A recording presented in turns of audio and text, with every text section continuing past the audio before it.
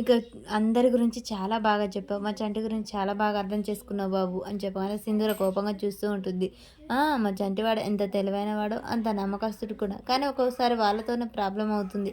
అలా మంచితనమే ఇంకా మనకు తిప్పలు తెచ్చి పెడుతుంది అని చెప్పగానే ఇక ఒకసారి షాక్ అయి చూస్తుంటారు. సరే బాబు అన్నీ రేపు మాట్లాడుకుందాం. వెళ్ళి ఇక నీ రూమ్‌లో రెస్ట్ తీసుకోపో. ఇప్పటికే చాలా అలసిపోయావు అని చెప్పేసి చెంచలం అనగానే సరేనండి అని చెప్పి చంటి బాబుకు రూమ్ చూయించుపో అని చెప్పగానే అలాగే అమ్మగారు అని చెప్పేసి చంటి పరుగున తన లగేజ్ తీసుకెళ్ళి బాబుగారు రండి అని చెప్పేసి తీసుకుపోతూ ఉంటాడు. సింధూర చాలా ఇబ్బంది పడుతూ చాలా బాధపడుతూ ఉంటుంది.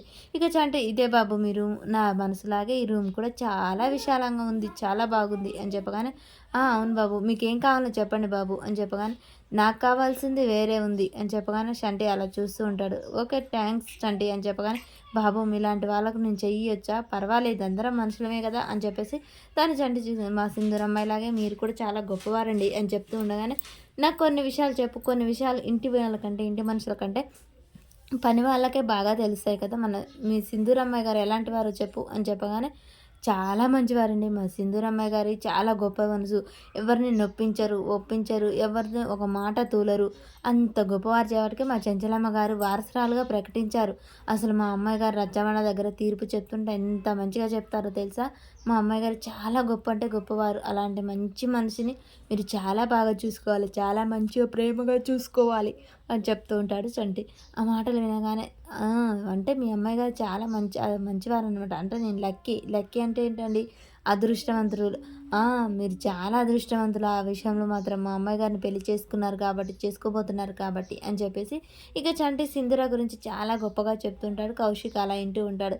సరే చంటి ఇక మీ అమ్మాయి గారి గురించి చాలా గొప్పగా చెప్పినందుకు చాలా థ్యాంక్స్ అని చెప్పేసి ఇంకా చంటికైతే ఒక బహుమతి తీసి ఇవ్వబోతూ ఉంటాడు. ఇదిగో చంటి ఇది తీసుకో అని చెప్పగానే ఏంటి బాబు గారు ఏంటి ఇది అనగానే రింగ్ నీకే తీసుకో, మీ అమ్మాయి గురించి చాలా గొప్పగా చెప్పుకున్నావు, నేను అనుకునే దానికంటే ఎక్కువగా మీ అమ్మాయి గురించి చెప్పావు కదా అందుకనే.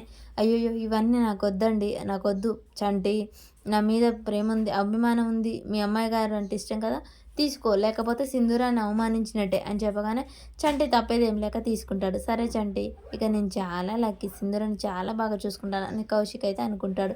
ఇక సింధూర అక్కడ విషయాలు ఆలోచిస్తూ ఉంటుంది. అత్తమ్మకి విషయం చెప్పాలి, నాకు పెళ్ళైన విషయం తెలియకుండానే అత్తమ్మ పెళ్లి చేయాలని చూస్తుంది, ఎలాగైనా విషయం చెప్పాలి అని చెప్పేసి సింధూర ఆలోచిస్తూ ఉంటుంది. చంటి అదే రింగ్ తీసుకొని వచ్చి చంటి ఇక చేతిలో రింగ్ పట్టుకొని అమ్మాయి గారు ఏంటి ఇక్కడ ఆలోచిస్తున్నారు, మీరు చేసుకోబోయే అబ్బాయి ఎంత మంచివాడో తెలుసా, చాలా అదృష్టవంతురాలు, చాలా మంచివాడు, చాలా మంచి మనసుంది, మీరంటే చాలా ఇష్టపడుతున్నారు, మీ గురించి గొప్పగా చెప్పానంది. ఇంకో నాకు ఈ ఉంగరం కూడా బహుమతిగా ఇచ్చారు. అసలు ఎంత మంచి మనసో తెలుసా అబ్బాయి గారు, మీరు మాత్రం అదృష్టవంతురాలు అమ్మాయి గారు, మేమందరం ఎలా కోరుకునే సంబంధం వచ్చిందో అలాంటి సంబంధమే మీకు వచ్చింది. అబ్బాయి గారు చాలా మంచివారు, చూడండి ఈ బహుమతి అని చెప్పేసి ఇక ఇచ్చిన ఉంగరం చూపిస్తూ ఉంటారు. సింధూరకు చాలా అంటే చాలా కోపం వస్తూ ఉంటుంది.